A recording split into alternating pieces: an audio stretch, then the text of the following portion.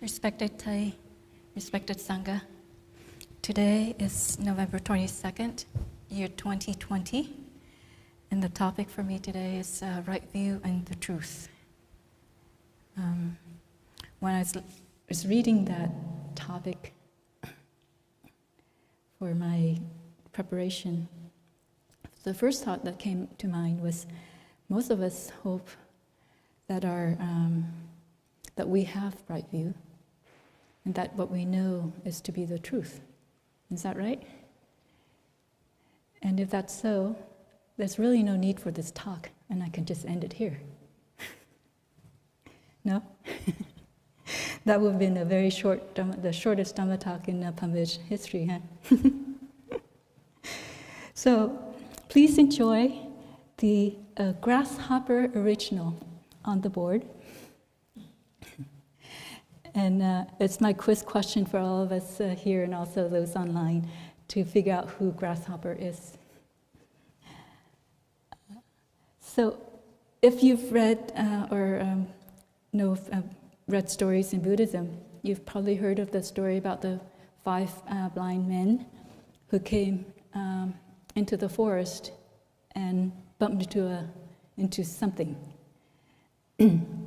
Now, so you can see on the board there, each one of them touched a different portion of this something. So one was saying, "Believe me, it's a broom." So that person touched, and then, and then the next person saying, "No, it's the fan." And the third person said, Wrong, it's a hose. Another person chimed in, "I'm sure it's a house." And the last person says, "It's definitely a pillar." And as we can see, because what they're missing is very key element, is be able to see the whole entity of this something. So because we're able to see the entirety of the whole, we can see it's an elephant, and each one of them was touching a part, either the ear, the trunk, a foot, or the belly, or the tail.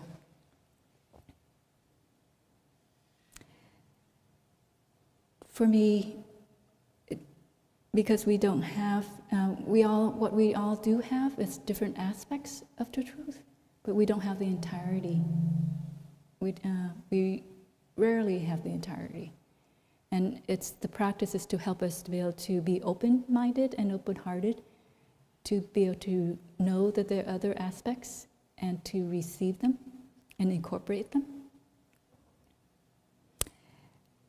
In Buddhism, there's actually, there's a term, it's actually 2 types of truth that the Buddha has taught. One is translated to be like relative truth or provisional truth, where there's distinctions, we make distinctions. We have pairs of opposites like birth and death, or us and them, you and me, and separate outside of each other, one and many. Or we, again, making distinction of different ideologies, different modes of thinking, different orientations, or different religions. And then there's the absolute truth, which is, it's non-discriminative, and it's the silence of all notions and ideas and views. I forgot to draw another photo, another picture. Imagine a picture of a Z. So the top line is the relative truth, and the bottom line, horizontal, is the absolute truth. And our practice is how to get from the relative truth to the absolute in our daily life. And the Buddha has given us the how, or the medication for that, is the concentration of interbeing. in seeing the true nature, that everything is interconnected, that all things are made of non-self elements. For example, the orchid here, there's sunshine and there's rain and the minerals from the soil, and even our own consciousness of it. Because those of us who haven't seen orchids wouldn't be able to identify them as orchids. We just see them as a flower. And that's being human. But I wonder how a bee, or how even a cat or a bird would view and see what we call an orchid. To them, it's probably food.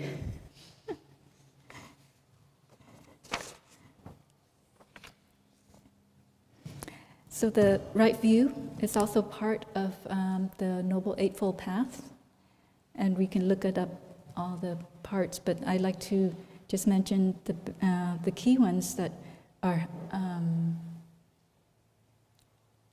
that help to support and strengthen the right view, and mainly it's the right mindfulness, our daily practice of being aware of what's going on around us and what's going on within us, and our daily practice of our steps, our breathing, and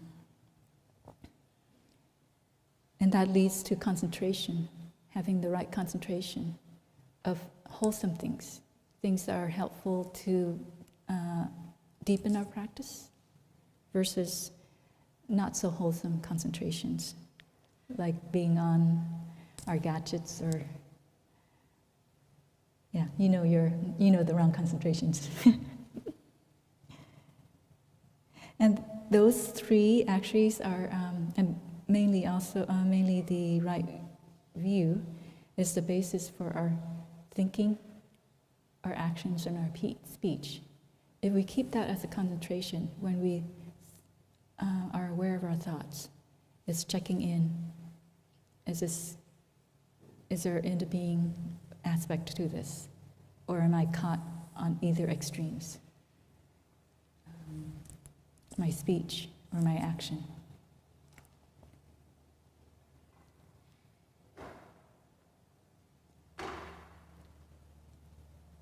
I also notice that our suffering often arises due to our own doing.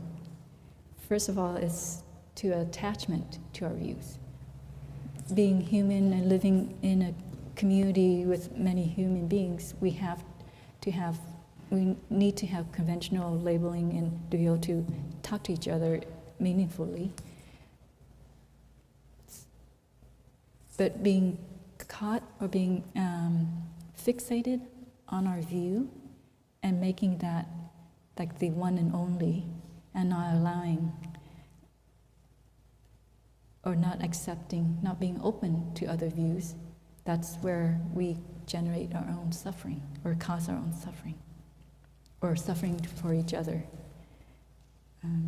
Another tendency we have is not only do we not accept other views, we then insist that our view is the right one, and we insist that others have to take on our view. So there's a little distinction. Not only are we attached to the view, but we impose our view on others. So those are the main two factors that I see that we cause suffering ourselves and each other. So the practices that have been offered and provided to us in the sutras, in Thay's talks, is learning, reflecting, and practicing. Van, tu, tu. So van is to listen and to learn. And we need to be very careful when we listen and we learn. It's not to collect more intellect. Because the learning needs to go on to the reflecting and the practicing. If we keep it to the level of the intellect and we don't reflect on it and we don't actually apply it, then it stays in our mind, in our head, it stays up at this level. Do I need to move this up so it doesn't echo back?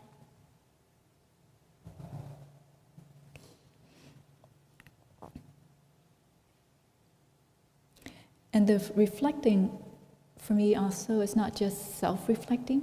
That's a major part. But we also have a chance when we practice in a community with others practicing with us, is that everyone around us are naturally our mirrors. They reflect back to us how we are on the path of practice, how we're doing with our reflecting, how we're doing with our applying the practice. Because I'm sure if we're really open and really want to know and really want to know to transform, know to change, just freely ask and listen to our kids, to our roommates, our partners, if we really are open to listening to change. They will tell us. It's because when we ask, or we ask to more to justify or to defend our view, and they can tell the difference. So when we ask to know to change, when we ask to know to improve, we'll get the reflection we need.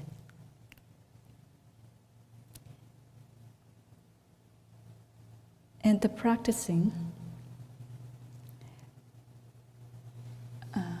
we can start with the form of the practice, but we need to also be careful to not be too caught in the form and forget the essence of the practice.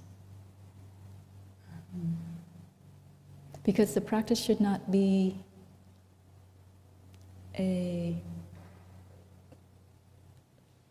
like too much of an effort, or that we create a battlefield within ourselves.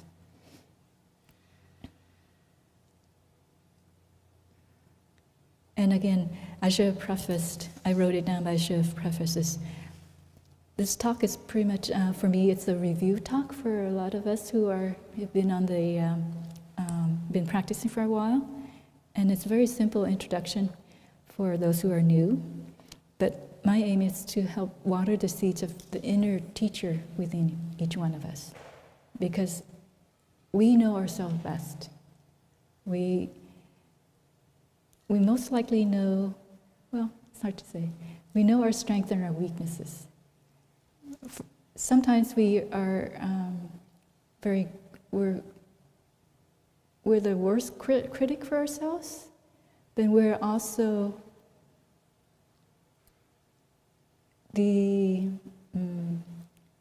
what's the word?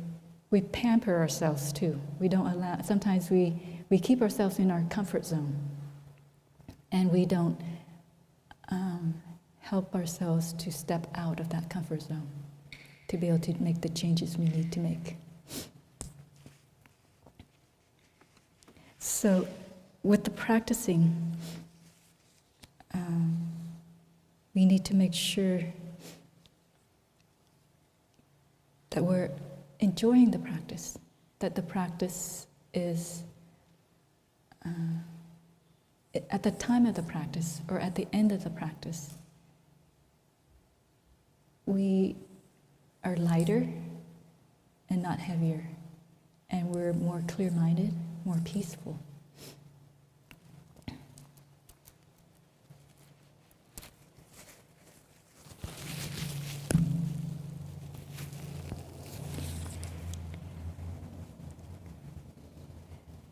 We need to remember that not any one view, most of the time, cannot be the entire truth, because that's why we call it a point of view. It's just one point, from one direction, one perspective. And our practice is to be able to enlarge that perspective, to include more than one point. And I've shared before, the practice of our "Are you sure?" is checking and checking our perceptions. And when we do the deep listening, so that we don't impose our views on others, the key aspects that I caution is that when we're listening to others, we need to really empty ourselves of what we feel, what we already know, and what we feel is our take on things, our view on things. And we need to also train to not just listen with our ears, but listen with our eyes, and listen with our whole being when we're with that person. Because the way each one of us express ourselves is not just through words, it's through energy. Because when someone's fearful, or someone who's anxious, or someone who's hurt, you will feel and see the energy of all that, instead of just hearing it through their words.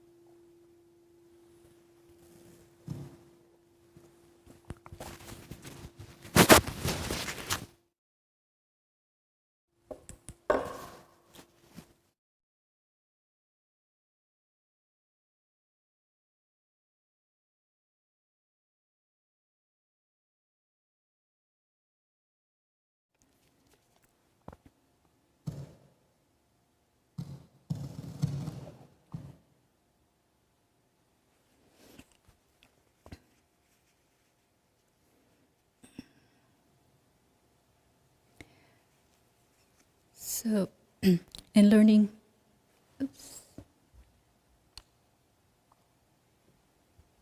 testing 1, 2, 3. Please be aware that Buddhism is not a collection of views or dogmatic teachings. When we learn or study Buddhism, it should be more to see them as offerings of practices to help us remove or eliminate wrong views, and also to give us relief from our suffering and our afflictions. That was why the Buddha left his palace and his princehood to find a way to end the sufferings that he saw. So I mentioned about that Z with the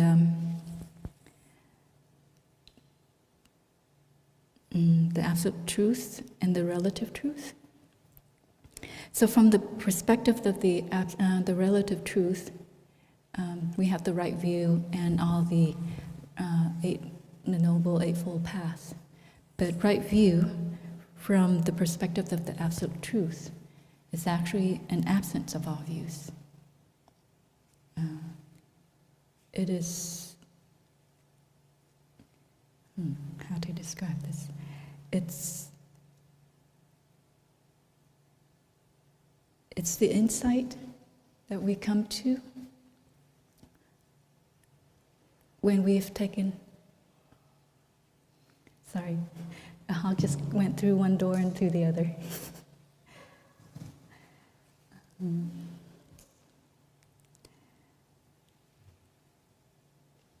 It's like that hawk. It's very fleeting, and it's reality. And you just touch it, you can't grasp it. Once it's gone, it's gone. But the practice that we do daily is to be present. The mindfulness, that's why I was saying mindfulness and concentration is very key, is that it trains us to be here with our body and our mind here in this moment, so that whatever life might give us, will we be present to catch it, to experience it, and to live it. And it's the direct experience that no one can give us or teach us. We need to be there to experience it ourselves. Well, everyone's looking up here. I was the only one to see that the hawk was behind all of you. So I can't say everyone could see the same thing, but each one of us will experience differently.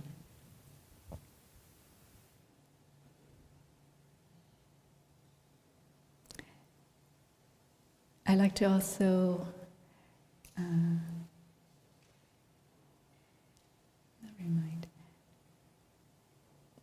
add in or emphasize, that's it, emphasize that the practice in our tradition, in the Pamvich tradition, because mindfulness now is like a very buzzword word in on internet and in magazines and all the even advertisement, that the Pamvich practice mindfulness is not something that you do on and off. We emphasize that it's mindfulness from moment to moment, which is why Tay was very happy to find the sutra on full awareness of breathing, because with our breath, it gives us a tool to continually train ourselves, our mindfulness, and water the seeds of mindfulness, because our breath is always with us. And he combined it, and he saw with the way society is now, is that we're running around so much, running into the future, that the practice of walking meditation, that our conscious steps, is also another tool that we have, and because we're so mobile, that we can make it into a tool for our practice to maintain and generate and strengthen the energy of mindfulness. And within the energy of mindfulness carries the energy of concentration. And as we continue to hone in and train ourselves with those two aspects, automatically insights come. And that's where right view also comes in. So it's the right livelihood is part of the path, which is why I emphasize that, is that it's not something that we do just once a week or even intensively a whole month, but it's something that needs to be a change in lifestyle, a change in the way we live, a change in the way we see ourselves, we see our family, we do things in our daily life. It needs to somehow permeate everything, every aspect within our life. Then it'll be a transformation from the base. Or else we're just going to be dealing with the symptoms up here, and we're not really looking at the roots of our suffering.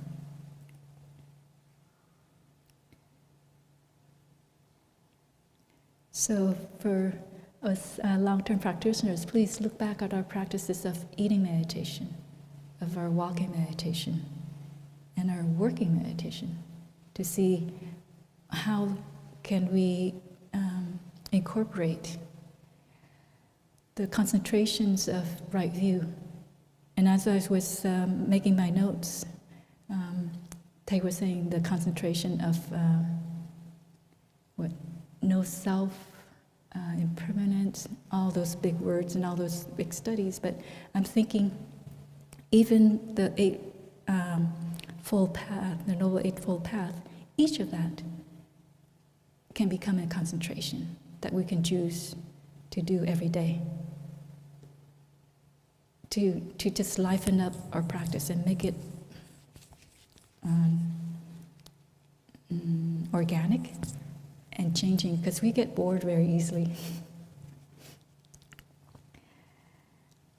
And also to remember that we are humans, and not be caught with all the labelings that we give ourselves, or we feel that we're being given or being imposed on, and vice versa with other people. Just stay with the fact that we're humans, and that our hurts are human hurts. Our afflictions, our suffering are human suffering. We don't need to label it more than that. Just keep it to that simple fact that we're humans and we have human suffering, we have human hurts. So we may have daily misunderstandings, or we may have very deeply ingrained injustices that may span generations, time-wise, that may span countries, location-wise, space-wise. But with all that, we need to ask is, instead of why, is how can we relieve these hurts? What can I do to relieve these hurts? And who or can help me to relieve these hurts?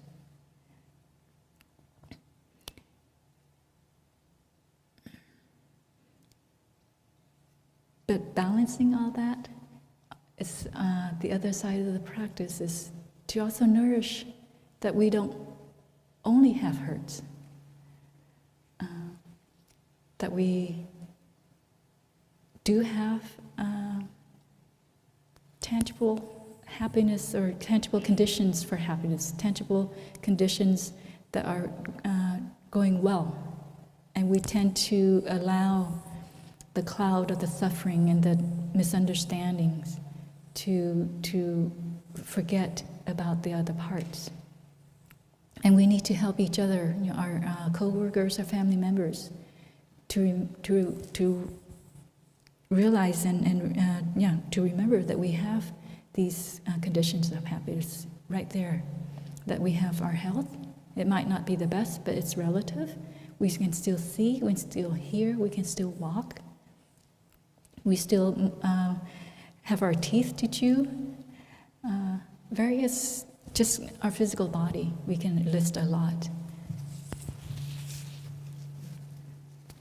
So we need to remember that part of the practice too, is to dwell peacefully and happily in this moment. And maintain the practice, keeping a balance of the practice.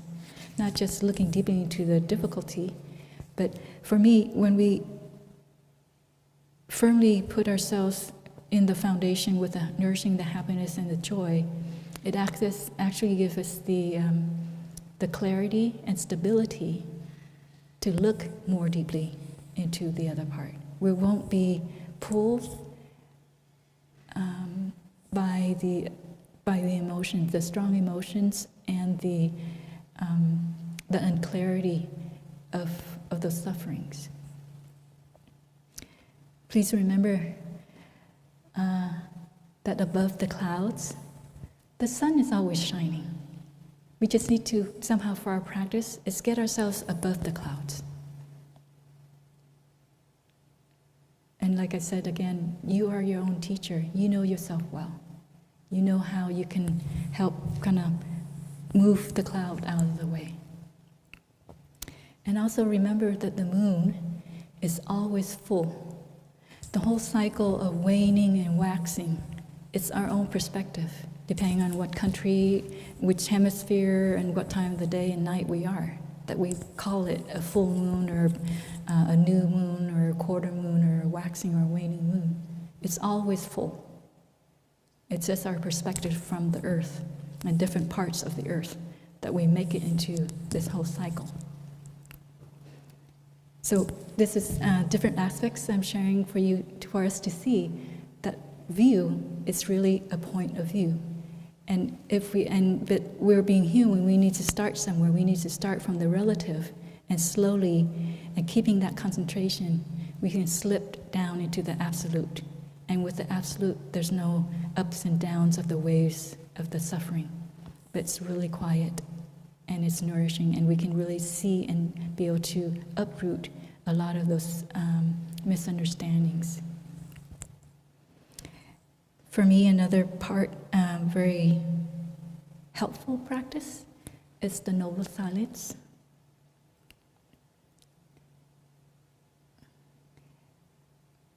We don't need to just practice noble silence like during the retreats. For our retreats, we usually have it the end of the last evening practice through the morning of the next day after breakfast. But now that we're online, we're at home by ourselves, anytime we're doing a practice like eating meditation or sitting meditation or walking meditation, we're not having to talk to anyone. We have the freedom and also the privilege of not having to talk to anyone. And everyone's respecting that.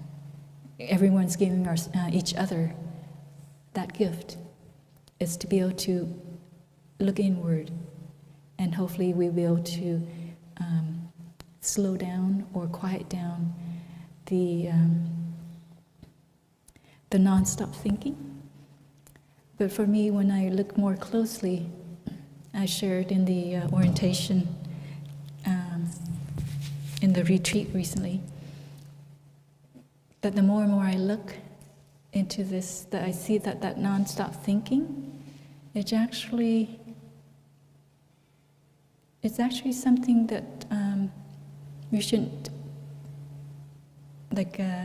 give it a bad rep, because it's actually part of us, and most likely it is the culmination, the collective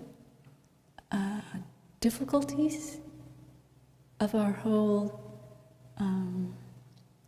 ancestry lineage, blood as well as collective of our society.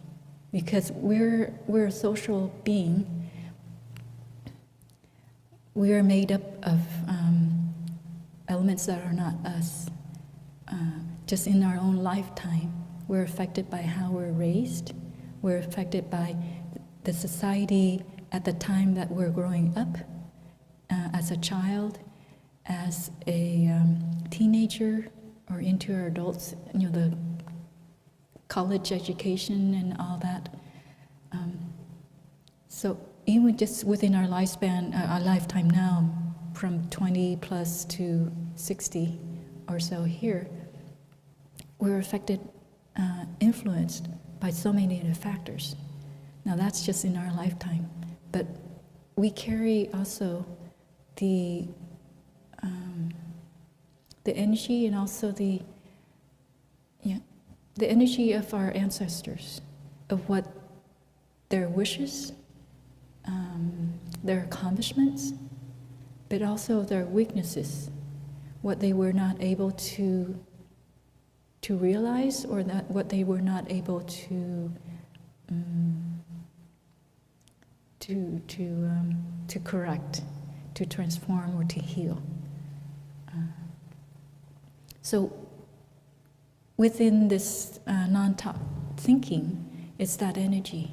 And if we allow ourselves to really listen to the hurt or the misunderstanding that we feel that people have about us, so we can see more as to where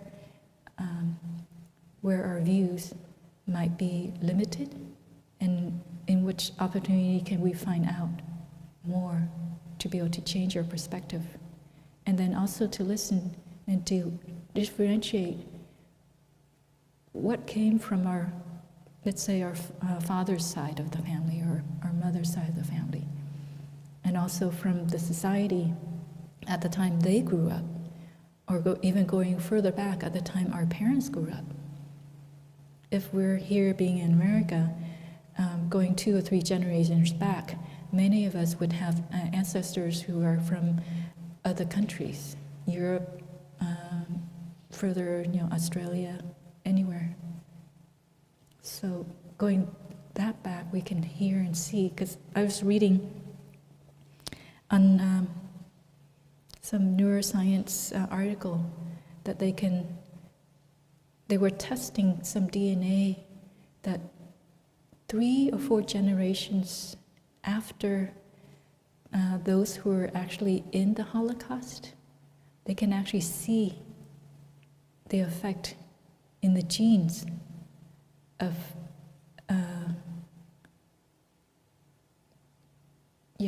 children 3 or 4 generations afterwards. So it's even affecting the genes, let alone, and that's just and not affecting the genes, and not yet we're not talking about the mental aspect yet. So.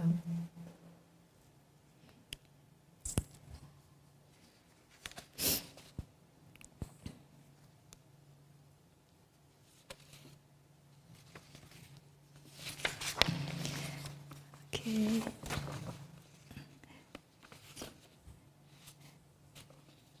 So,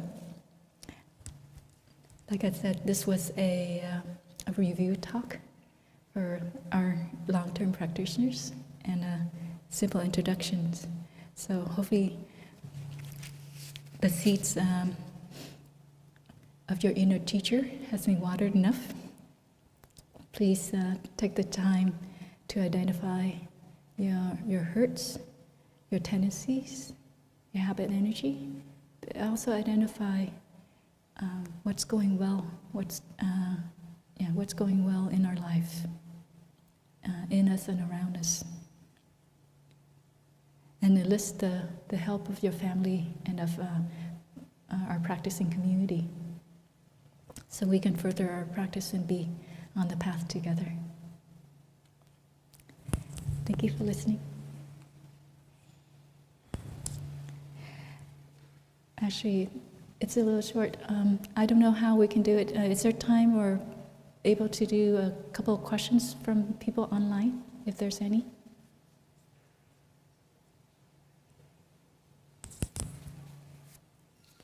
Sorry, I can't. I only see hands. I don't know. Yes? Okay. So while I take a drink, feel free to probably put in the chat if you have a question. Hopefully they're not too hard.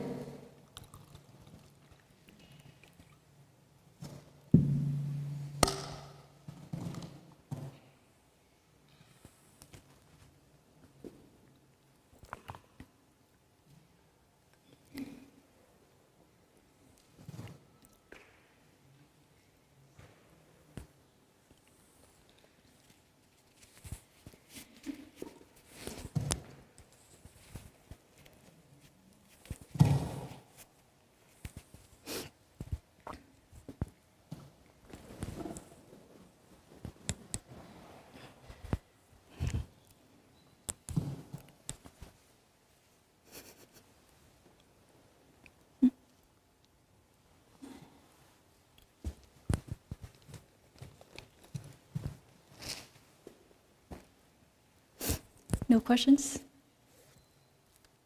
Oh.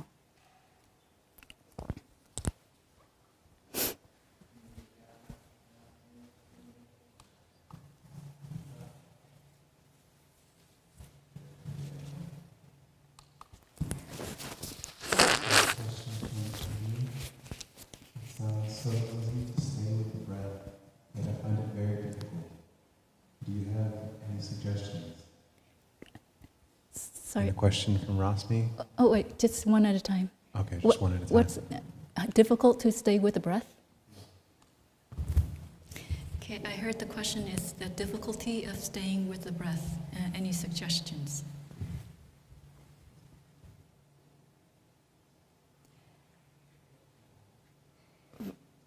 Okay, difficulty with staying the breath.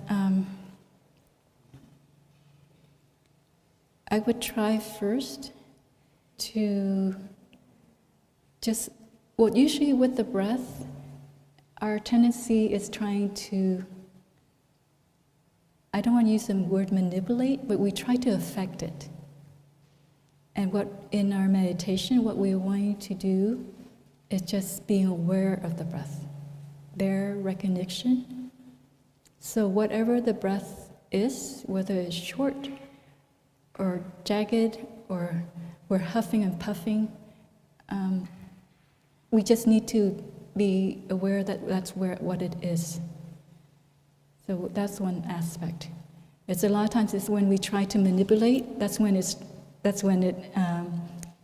revolts, and it causes to, our thoughts goes everywhere because it's revolting, the manipulation of our breath. And for me, I can tell that I'm affecting my breath and not letting it naturally happen. Is that this front area of my throat and my chest goes numb. So instantly, even it could happen. It's just some sort of a habit that I had when I first started, and I didn't realize. And sometimes it might come back, and I can realize, I could tell is when this part goes numb. I said, you're back, and I just need to be aware of it, and then come back to be aware that my the numbness is still there, and within 2 or 3 breaths, with the awareness, it's relaxed because I'm aware I'm trying to manipulate the breath, and I'm relaxing it, and it goes away.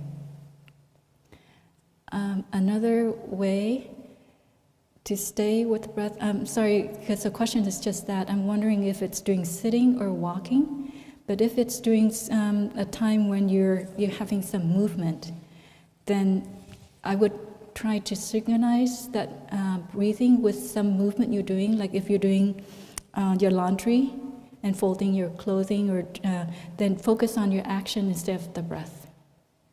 Because sometimes the breath might be, even though it's a physical thing, but not all of us can actually feel the air going through our body. That's another part of the practice, the meditation of being aware of our breath, is that we're not fully taking in the full capacity of that our lungs can allow, and we're not expelling the full capacity so that we can take in a new breath. So with more practice and more awareness of how we're breathing, we can reclaim that capacity to really breathe fully in and fully out. So, and once because with that, then we could feel the rising and falling of the abdomen. When we fully breathe deep, then we can put our hand on our abdomen and have that connection, that rising and falling would help us stay with the breath more. Because we're not breathing deep enough, so our breath just goes into our throat or down to here at most, and this part, it's hard to feel the change that the breath would make in our muscles and our this body part. But here, we can feel the rising and falling easier. So hopefully that helps you to be able to be more in touch with your breath. And yeah, thank you. Next question, if any.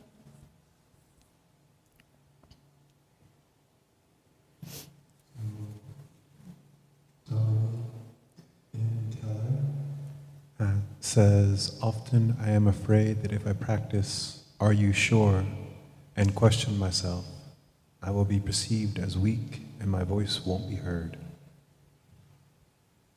Not sure exactly what her question is, but I think you can understand. Okay. I'll try to paraphrase it and see if I understood the question.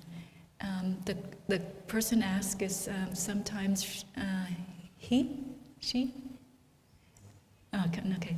Our practitioner asked that the practice of putting "are you sure"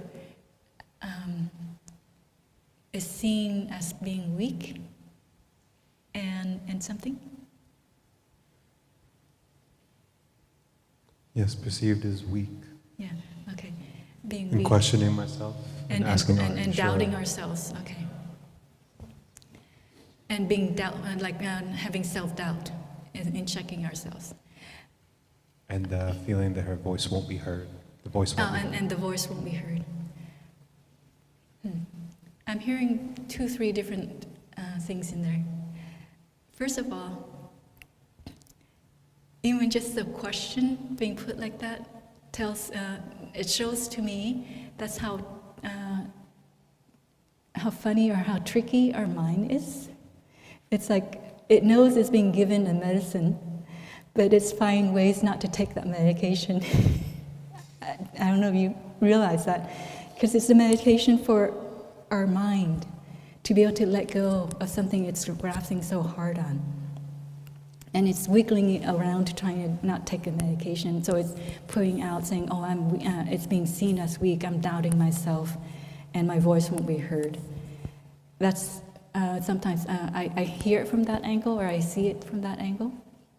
It might not be how you're feeling it, but sometimes I see that's how my mind could work.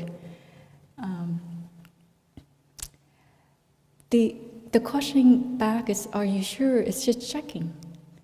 And if we have done our best, did we lose something? If we have done our best to know and reflect and to check with our co-workers, our partners, or our child, to be sure that what we're seeing is the best of our ability at that time with all the information we have, and that our viewpoint is not just a narrow viewpoint, and that we're incorporating as many of the viewpoints of all the people involved, then we can say, yes, I'm sure, for now, at this time. With this is my best ability. It's just a way to check. It's not saying that it's doubting ourselves. It's just asking, are you sure? And if the answer is yes, then it's yes. But it allows us, it gives us a buffer, and a buffer of time, a buffer of space to check before we do something that we will regret later. That's how I see the practice of are you sure. It's not something to resist against, but like I said, it's a medication, and it's a gift of a medication, a gift of medication. But if we don't take it, then we're still going to be ill. But we take it, it might taste bad. It might not, go down very well. It might upset our stomach, but we will adjust and learn with it and grow from it. So, thank you. Is that enough, or are there more questions? What time do we end, by the way? So there are. 9 phút nữa. Would you like one more question? Huh? Would you like one more question? Sure. They said I have about 5 more minutes. So this next question comes from Susan Sa, she, her. Please give us tips for how to practice non-discrimination during and about the current pandemic, when people are politicizing a public health crisis and having a hard time accepting what we need to do collectively to respond responsibly to it. I missed the part, doing something during the pandemic. Oh, yeah. Could you read it slower? Yes. And more clear for me? Somehow it's muffled up here. Please give us tips for how to practice non-discrimination during and about the current pandemic, when people are politicizing a public health crisis and having a hard time accepting what we need to do collectively to respond responsibly to it.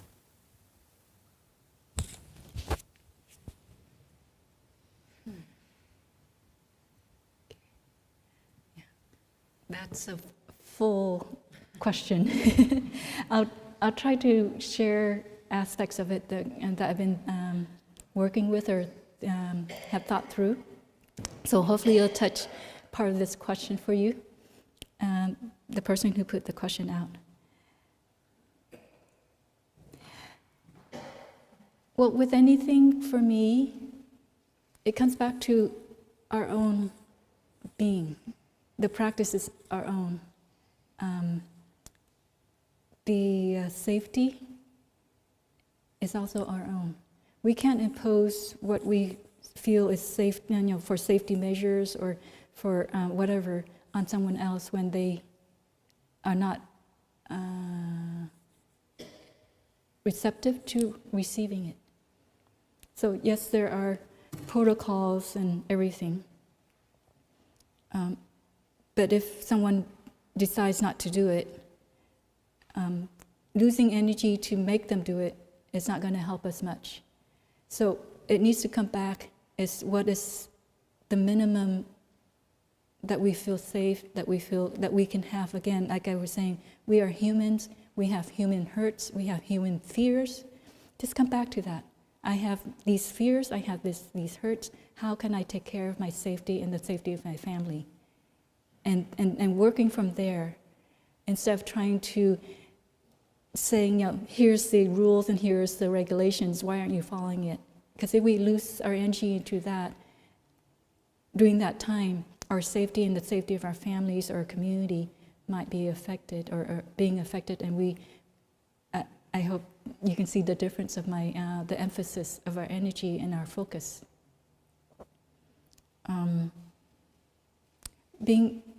Practicing the non-discrimination,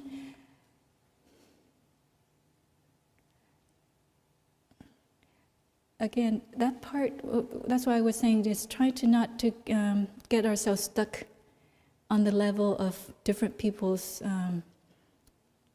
definition of what is what, and all these labels that, like I said, sometimes we put it on ourselves, or we feel that we're being given those labels, or we do it vice versa to other people. Maybe sometimes both sides or all parties are doing it subconsciously, sometimes too. Is to come down, to stay on the very basic level of we're all humans, and we all are being affected by this pandemic. The virus don't discriminate against who it's going to affect. Well, what I've heard, what I understand so far, that the virus is actually, it really is more individual, is that the individual's immune system, if our immune system is low and poor, then the virus, the way it affects our body, because our immune system is low, that's how we get more ill than those who have a stronger immune system. So it really comes back to the individual. And that's why you can see not only are the elderly or the high-risk people, but also there's people who might not even know they're high risk because of their immune system is being compromised. It's from my reading is that's how I understand the coronavirus is.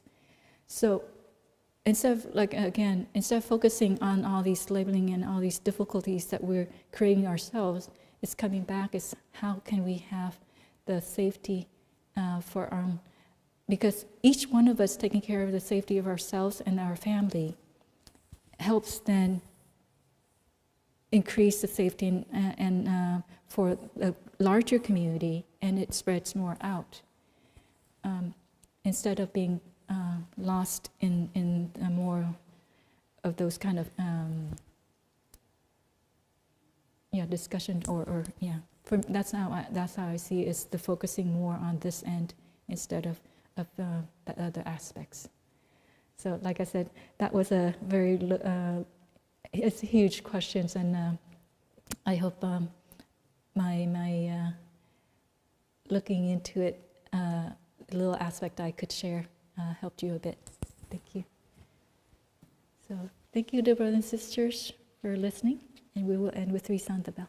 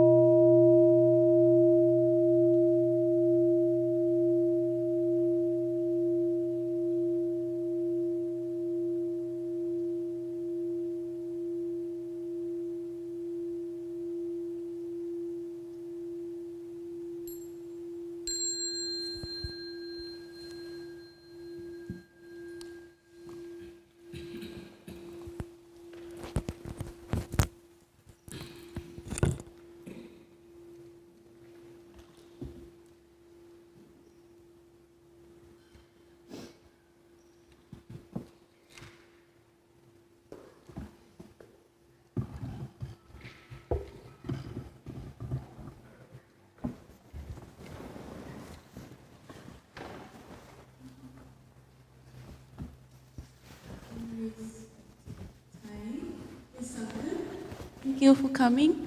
Thank you, Sr Huong Nghiem. So right after this, you have some time for break. And we'll have Dharma sharing right after. The English-speaking group will be right outside. And the Vietnamese-speaking group will be here. Xin mời quý thầy và quý sư cô có nhóm Pháp Đàm tiếng Việt ở đây và tiếng Anh ở ngoài kia. Con xin cảm ơn thầy chúng.